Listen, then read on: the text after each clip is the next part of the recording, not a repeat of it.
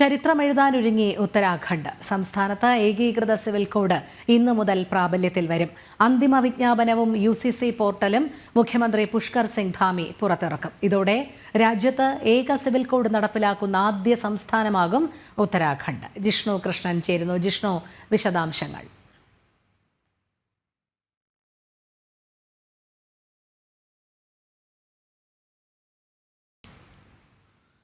ചരിത്രമെഴുതാനൊരുങ്ങുകയാണ് ഉത്തരാഖണ്ഡ്. സംസ്ഥാനത്ത് ഏകീകൃത civil code ഇന്നു മുതൽ പ്രാബല്യത്തിൽ വരും. അന്തിമ വിജ്ഞാപനവും UCC പോർട്ടലും മുഖ്യമന്ത്രി പുഷ്കർ സിംഗ് ധാമി പുറത്തിറക്കും. ജിഷ്ണു ചേരുന്നു. ജിഷ്ണു, വിശദാംശങ്ങൾ.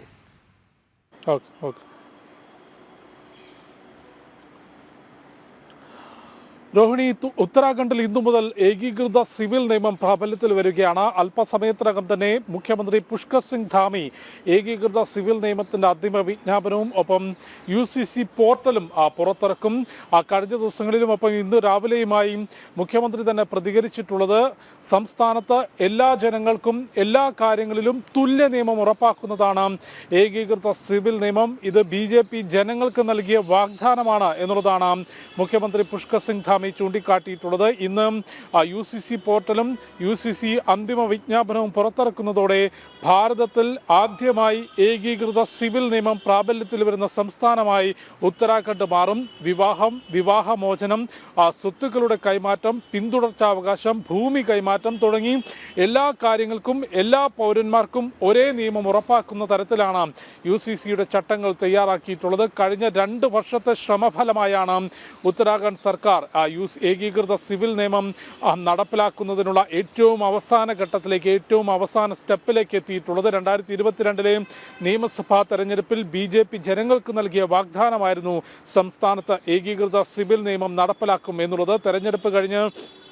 ആദ്യ മന്ത്രിസഭാ യോഗത്തിന് ശേഷം തന്നെ ഏകീകൃത സിവിൽ ബില്ല് തയ്യാറാക്കുന്നതിനുള്ള നടപടികൾ ആരംഭിച്ചു. വിദഗ്ധ സമിതിയെ രൂപീകരിച്ചു. സമിതി പൊതുജനങ്ങളിൽ നിന്നും ഒപ്പം നിയമപരമായുള്ള കാര്യങ്ങൾ പരിശോധിച്ച് ബില്ലിന് രൂപം നൽകി. ബില്ല് നിയമസഭ പാസാക്കി. തുടർന്ന് ഗവർണറും രാഷ്ട്രപതിയും ഉത്തരാഖണ്ഡിന്റെ ഏകീകൃത സിവിൽ ബില്ലിന് അംഗീകാരം നൽകി. പിന്നീട് ചട്ടങ്ങൾ രൂപീകരിക്കുന്നതിന് പ്രത്യേക സമിതി തയ്യാറാക്കി. കരട് വിജ്ഞാപനം പുറത്തിറക്കി. സർക്കാർ ഉദ്യോഗസ്ഥർക്ക് ഈ നിയമം പ്രാബല്യത്തിൽ അത് നടപ്പിലാക്കുന്നതിനുള്ള പ്രത്യേക പരിശീലനം നൽകി.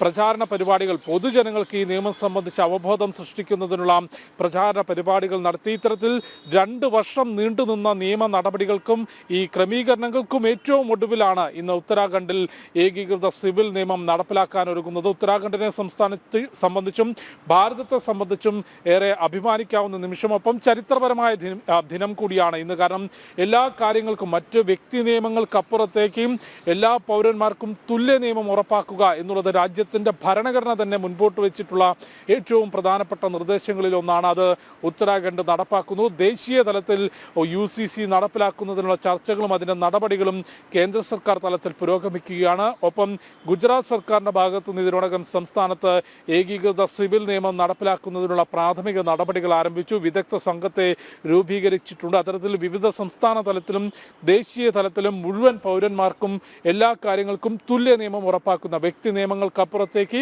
തുല്യ നിയമം ഉറപ്പാക്കുന്ന ഏകീകൃത സിവിൽ നിയമം രാജ്യത്താകെ പ്രാബല്യത്തിൽ വരാൻ ഒരുങ്ങുകയാണ്. ഉത്തരാഖണ്ഡിൽ ഇന്ന് UCC പ്രാബല്യത്തിൽ വരുന്നത്. മുഖ്യമന്ത്രി പുഷ്കർ സിംഗ് ധാമിയുടെ നേതൃത്വത്തിൽ നടക്കുന്ന ചടങ്ങിലായിരിക്കും UCC പോർട്ടൽ പുറത്തിറക്കുക. രോഹിണി.